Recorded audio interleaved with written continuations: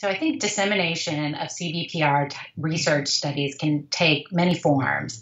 As an academic, I'm always really clear with my community partners that I do need to publish in peer-reviewed journals. So that's one thing I like to talk with community partners early on about, just to make clear that, to keep my job and keep moving forward in my career, that's important to me.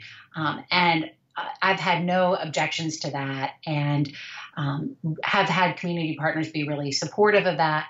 And likewise, I've said to my community partners, if you want to co-author, if you want to be involved with these peer review products, I would love to have you be part of that. And let's talk about that. Maybe let's draw up an agreement or an outline about how we go about deciding on authorship.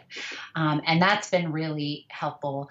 And I've had a few community partners be really interested in being part of peer review journal articles. And I've had some that say, I'm not interested at all. I don't want to do that type of dissemination. And so we've come to agreements about that, depending on their preferences and abilities and availability to do this type of work.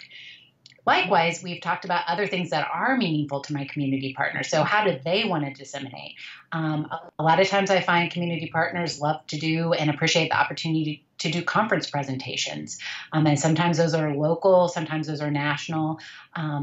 But we'll do those together. And maybe I take the lead on writing up the abstracts for the research conferences, and they take the lead on writing up the abstracts for the practice conferences. And we work together to put together the PowerPoints and to disseminate and to present together.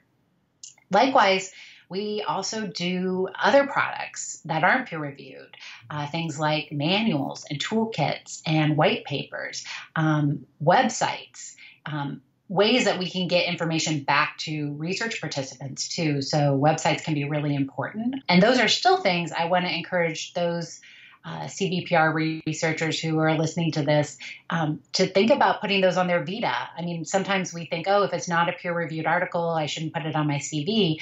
I'd encourage CBPR researchers to have a section on their curriculum vita for reports, for toolkits, for other types of scholarly products that they're disseminating.